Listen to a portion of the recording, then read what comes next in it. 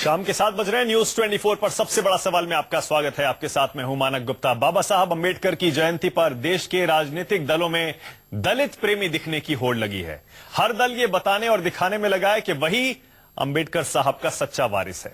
हाल के महीनों में दलितों के मुद्दे पर बैकफुट पर रहने वाले प्रधानमंत्री मोदी ने भी दलितों के लिए, आपको याद होगा, हाल में खूब घोषणाएं की हैं। पीएम आज अंबेडकर साहब की जन्मस्थली महू में थे, जहां से उन्होंने बाबा साहब को याद किया और पूछा कि उनके अंबेडकर प्रेम पर सवाल उठाने वाले आखिर बेचैन क्यों हैं।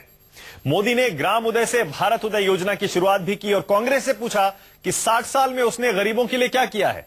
मोदी ने आज अपना भाषण जय भीम के नारे के साथ खत्म किया। इसीलिए हमारा सबसे बड़ा सवाल आज यही है, भारत माता की जय से जय भीम पर क्यों उतरे मोदी। मोदी ने क्यों कहा मेरे अंबेडकर प्रेम से परेशान है विपक्ष, और खुद को गरीबों का मसीहा साबित करने में क्या जुटे हैं प्रधानमंत्री मोदी। इसी पर बहस होगी, लेकिन पहले देखिए आज की रिपोर्ट। जय भीम, जय भीम, दोनों मुट्ठी पूरी ऊपर करके बोलिए जय भीम। अभी तक अपने भाषणों को भारत माता की जय नारे से समाप्त करने वाले प्रधानमंत्री मोदी ने आज जब महू में अपने भाषण को जय भीम के उद्घोष से खत्म किया तो ये साफ हो गया कि मोदी का ये अंबेडकर प्रेम विपक्ष को इतनी आसानी से हजम नहीं होने वाला।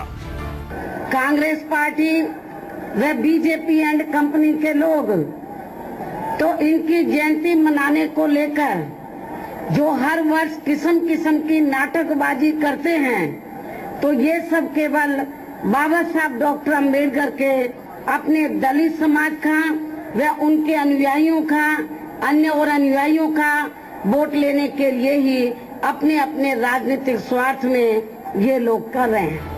वहीं अंबेडकर जयंती पर प्रधानमंत्री ने देश में गरीबी और गरीबों को लेकर कांग्रेस को आड़े हाथों लिया और कहा कि देश पर 60 साल राज करने वाली कांग्रेस ही गरीबी के लिए जिम्मेदार है। बाबा साहब अंबेडकर की मृत्यु के 60 साल के बाद उसका स्मारक बनाने का सौभाग्य हमें मिला। क्या 60 साल तक हमने रोका था किसी को क्या? आज हम कर रहे हैं तो आपको परेशानी हो रही है। जिनके जुबान पर दिन रात गरीब गरीब गरीब हुआ करता है, उन्होंने गरीबों के लिए क्या कर पाए, इसका हिसाब किताब चौंकाने वाला है। 5 राज्यों में विधानसभा चुनाव के लिए वोटिंग चल रही है। अगले साल यानी 2017 में यूपी के विधानसभा चुनाव भी होने हैं, जहां दलित वोट नतीजों पर बड़ा असर डालेंगे और यूपी चुनाव का नतीजा देश की राजनीति पर भी एक बड़ा असर डालेगा। ऐसे में मोदी का अंबेडकर प्रेम और गरीबी पर चिंता क्या देश के एक बड़े वोट बैंक को पुख्ता करने की कवायद है, और क्या यही वजह है कि खुद को गरीबों का मसीहा साबित करने में जुटे हैं मोदी। अमित कुमार, दिल्ली, न्यूज 24।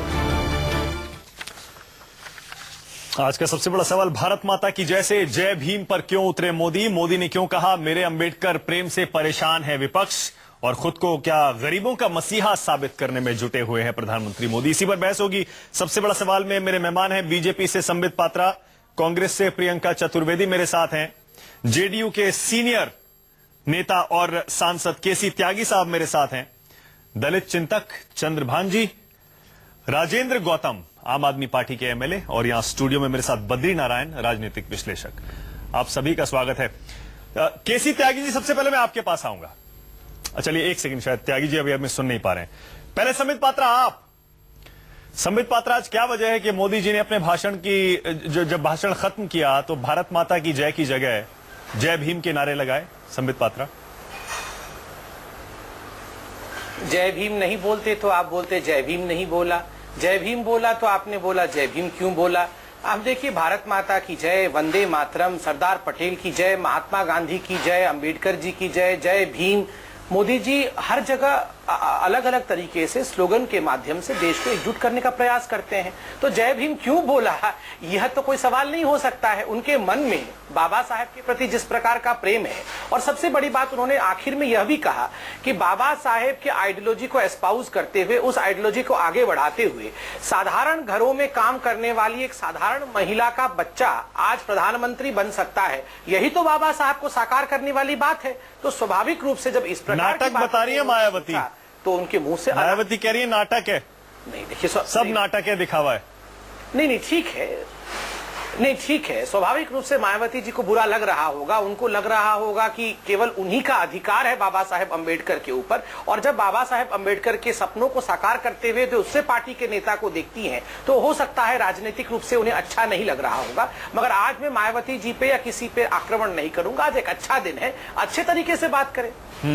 प्रियंका, क्या वजह है कि राहुल गांधी अगर दलित के घर जाके खाना खाते हैं तो वो वाकई हमदर्द हैं, और मोदी जी और या सरकार अगर कोई घोषणा करती है, कोई योजना शुरू करती है या जय भीम कहती है तो वो दिखावा हो जाता है? क्या वजह है?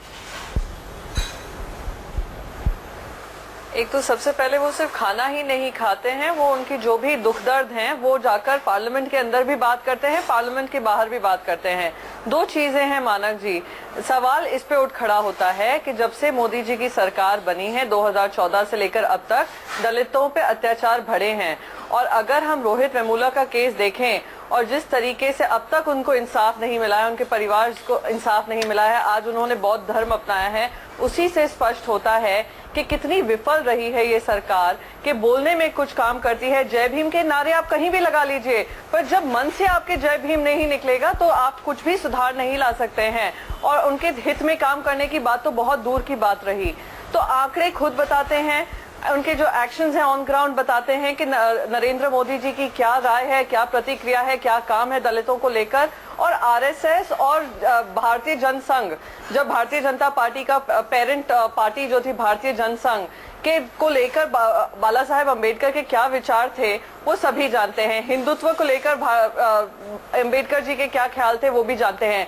सावरकर को जिन्ना के का अवतार मानते थे, वो कहते थे अगर एक तरफ जिन्ना है तो दूसरी तरफ देश में सावरकर भी हैं जिनकी सोच से हमें लड़ना पड़ेगा।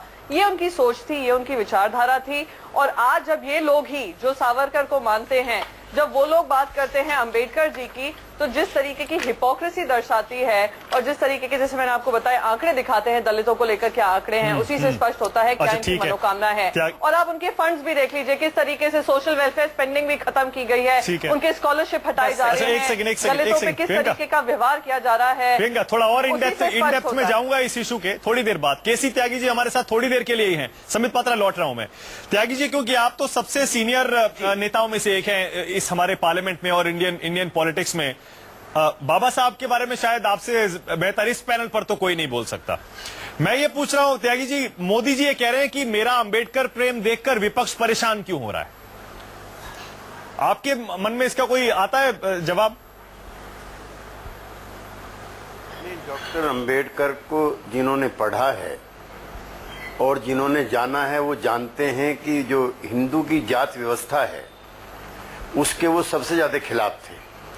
इसलिए कांग्रेस पार्टी आजादी के आंदोलन में जब चला रही थी तो उनकी प्राथमिकता तब भी जाति विहीन समाज बने। वो कहते थे अंग्रेज तो चला जाएगा, लेकिन अंग्रेज के बाद अगर यही जातिवाद रहेगा तो अंग्रेज रहे या जाए हम पे क्या फर्क पड़ता है। दूसरा, जो हमारे मित्र संबित जी कह रहे हैं, तो आइडियोलॉजिकली वो संघ की विचारधारा से भी असहमत थे, और उन्होंने कई अवसरों पर कहा भी और लिखा भी कि हिंदू धर्म में पैदा होना मेरे बस की नहीं था, मैं हिंदू धर्म में मरूंगा नहीं, और इसलिए उन्होंने बौद्ध धर्म स्वीकार किया था। हिंदू समाज की जितनी भी कुसंगतियां हैं उन सबका उन्होंने जीवन भर विरोध किया। गांधी जी और अंबेडकर जी के संवाद भी बहुत बढ़िया हैं। एक बार उन्होंने गांधी जी को पत्र में लिखा कि जब हरिजन उद्धार के कार्यक्रम गांधी जी ने चलाए कि तुम हिंदू की जात व्यवस्था के सबसे चतुर चालाक दलाल हो, तो गांधी जी लिखते हैं कि डॉक्टर अंबेडकर जी, आपने मुझे कम गाली दी, मेरे पुरखों ने तुम्हारे पुरखों के साथ इतनी जातियां की हैं कि उसके मुकाबले में ये गालियां बहुत कम हैं। तो देश कैसे आजाद हुआ, देश कैसे बना, संविधान कैसे बना, संविधान सभा में आरक्षण को लेकर के कैसे कैसे बहस हुई, और डॉक्टर अंबेडकर का भारत का समाज और हिंदू समाज दोनों ऋणी हैं कि उन्होंने पूना पैक्ट करा करके, हालांकि डॉक्टर चंद्रभान जी मेरे मित्र पूना पैक्ट के साथ कई मामलों में असहमत रहते हैं, उन्होंने गांधी जी की जान बचाई, हिंदुस्तान को संयुक्त रखा, और अंबेडकर जी का नाम लेने भर से या जय भीम कहने भर से कास्टलेस और कास्टलेस सोसाइटी नहीं बनती है। उसके लिए आज भी कई लाख परिवार सर पे मैला ढोए घूम रहे हैं। लेकिन त्यागी गांधी जी ने अंतिम दिनों में त्यागी जी, सर छोटा सा सवाल जहन में आ रहा है, मैं वापस उसी सवाल पे आ रहा हूं। हर पार्टी जो खुद कहती है दलितों के लिए अंबेडकर साहब के बारे में, उसे कहती है कि हम सच्चे मन से कह रहे हैं, और दूसरी पार्टी जो कर रही है वो दिखावा है। मोदी जी कह रहे हैं अगर मेरे मन में अंबेडकर प्रेम है, कुछ घोषणाएं मैं कर रहा हूं, तो उससे विपक्ष इतना बेचैन क्यों हो रहा है, इतना क्यों विरोध कर रहा है वो? अगर कुछ घोषणाएं करते हैं इन वंचित समाज के लोगों के लिए, मैं उसकी भी सराहना करना चाहता हूं, क्योंकि आज का दिन वो किसी की आलोचना प्रत्यालोचनों का दिन नहीं है। और इतना मैं जरूर इस अवसर पर कहना चाहूंगा कि बहुत सारे वर्गों के लिए, बहुत सारे दलों के लिए, बहुत सारे नेताओं के लिए डॉक्टर अंबेडकर वैचारिक तौर पर अछूत थे। और मुझे प्रसन्नता है कि लेफ्ट से लेकर के राइट तक, सेंटर से लेकर के सब तरह तक सबके मन में आज अंबेडकर है। तो डॉक्टर अंबेडकर की जो प्रासंगिकता है वो इतनी बड़ी हो गई है कि आज यूएन को भी मनाना पड़ा है डॉक्टर अंबेडकर के नाम पर। और मैं चाहता हूं कि हिंदुस्तान की जो जाति व्यवस्था है, हिंदुस्तान के जो हिंदू की जाति व्यवस्था है, मुसलमान में भी है लेकिन हिंदू में ज्यादा है, वो तहस नहस हो, तभी डॉक्टर के अंबेडकर के सपने साकार होते। बिल्कुल सही। संबित पात्रा जवाब देंगे प्रियंका ने जो कहा और त्यागी जी ने जो कहा? मैंने सबको ध्यान से सुना है, मैं आज एकेडमिकली जवाब देता हूं। पहली बात है, प्रियंका जी ने कहा कि देखिए आरएसएस को लेकर और सावरकर को लेकर क्या सोच थे बाबा साहेब के, तो मैं बता दूं क्या सोच थे। मैं कोट कर रहा हूं बाबा साहेब को सावरकर को लेकर, आई कोट। 1933 में बाबा साहब ने कहा, Savarkar's effort to uplift Dalits are as noble and effective as Gautam Buddha's. अब आरएसएस को लेकर क्या सोचते बाबा साहेब के? 1939 आरएसएस कैंप पुणे, बाबा साहेब कहते हैं, I quote, I am surprised to find स्वयंसेवक्स were moving about in absolute equality and brotherhood without even caring to know the castes of others। तो स्वाभाविक रूप से जिस कास्ट सिस्टम के खिलाफ बाबा साहेब ने पूरी जीवन अपनी आहुति में दे दी, उसी कास्ट सिस्टम के खिलाफ संघ और सावरकर लड़ते रहे और बाबा साहेब ने इसे एक्नॉलेज भी किया है। दूसरी बात, प्रियंका जी का कहना था कि आज रोहित वेमुला का परिवार बौद्ध धर्म को अपना रहा है, ये मोदी जी का फेल्योर है। इसी परिमाण से अगर हम चलें तो 4 लाख लोगों ने परिनिर्माण भूमि में अंबेडकर जी के मृत्यु से 2 महीने पहले अंबेडकर जी के साथ दीक्षा भूमि में नागपुर में दीक्षा लिया था बौद्ध धर्म का। उसका अर्थ है कि नेहरू जी का बहुत बड़ा फेलियर था कि 4 लाख लोगों ने, कोई 1-2 लोगों ने नहीं, 4 लाख लोगों ने बौद्ध धर्म को अपना लिया था। तीसरी बात, प्रियंका जी ने कहा कि राहुल जी केवल कलावती के घर में जाके खाना खाने का ढोंग नहीं रचते हैं, वो तो पार्लियामेंट में जाके सवाल भी उठाते हैं। अरे ये तो तथ्य है कि सबसे ज्यादा एब्सेंट रहने वाले और सबसे कम सवाल पूछने वाले नेताओं में से राहुल गांधी भी एक है, नीचे से तीसरे नंबर पे हैं। तो यह भी आप जाने तो प्रश्न कब उठाते हैं जब वो पूछते ही नहीं है, ठीक है, एक सेकंड, पार्लियामेंट ही नहीं जाते हैं तो दलितों के बारे में प्रश्न कब उठाते हैं? प्रियंका का अटैक, आपका जवाब हो गया। एक सेकंड त्यागी जी, क्योंकि थोड़ी देर के लिए और है हमारे साथ। त्यागी जी, आप कुछ और कहना चाह रहे हैं? ना जवाहरलाल जी का फेलियर है, ना नरेंद्र मोदी का फेलियर है। ये हिंदू की जो असमान विद्वेषतापूर्ण जातिवादी व्यवस्था है, ये उसका फेलियर है। ये गांधी जी के समय भी थी, ये महात्मा गांधी के समय भी थी, जवाहरलाल जी के समय भी थी और नरेंद्र मोदी जी के समय में भी है, और इतनी आसानी से समाप्त हो जाएगी मैं ऐसा भी नहीं मानता हूं, क्योंकि आरक्षण पर फिर बहस हो गई है। बिल्कुल सही। कई महत्वपूर्ण लोगों ने फिर आरक्षण का सवाल उठा दिया। फिर मैंने फिर कहा था, उसको मैं फिर कहना चाहता हूं कि ये देश, ये हिंदू समाज डॉक्टर अंबेडकर का ऋणी है। ना आज भारत ऐसा होता, ना हिंदू समाज ऐसा होता अगर डॉक्टर अंबेडकर अपनी असलियत पर आ जाते। जिस तरह से उन्होंने आंदोलन शुरू किया था, डबल फ्रेंचाइज का जिस तरह से शुरू किया था, और राष्ट्रपिता महात्मा गांधी ने कैसे पुनः पैक्ट के जरिए उन बड़े सवालों को हल किया था। चंद्रभान प्रसाद जी विद्वान दलित लेखक हैं, हाँ। मुझसे बेहतर तरीके से। सर, मैं चंद्रभान जी के पास भी जा रहा हूं, त्यागी जी, मैं चंद्रभान जी के पास भी जा रहा हूं, लेकिन उससे पहले मैं चाह रहा हूं कि राजेंद्र जी आप एक कमेंट करिए। ये अचानक ये चुनाव का मौसम आते ही ऐसा तो नहीं है कि बाबा साहब सबको याद आने लगते हैं? पंजाब में चुनाव है और आपकी अच्छी खासी तैयारी है वहां पर। ऐसा तो नहीं कि पंजाब के जो 25-30% दलित हैं उनको ध्यान में रखते हुए आज अंबेडकर जयंती दिल्ली में भी बड़े जोर शोर से मनाई जा रही है? नहीं, बाबा साहब इतना बड़ा व्यक्तित्व है, उनको मैं समझता हूं पॉलिटिक्स से जोड़ना गलत होगा।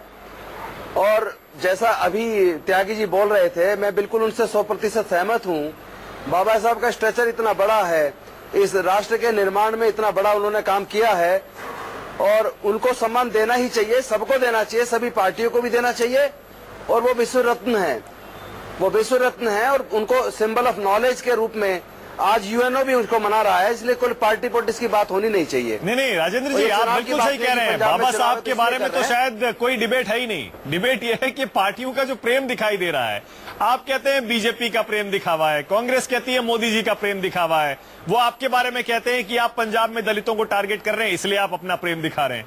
ये किसका प्रेम सच्चा है, ये तय कैसे होगा? हम केवल दिखावा नहीं कर रहे हैं, वो कह रहे हैं हम दिखावा नहीं कर रहे। देखिए ये तय इससे होगा कि ऐसी कौन सी, मैं उसका जवाब दे रहा हूं, ऐसी केवल एक ही पॉलिटिकल पार्टी है जिसने सभी गरीब लोगों को, दलित लोगों के विकास के लिए एजुकेशन पे ध्यान दिया है।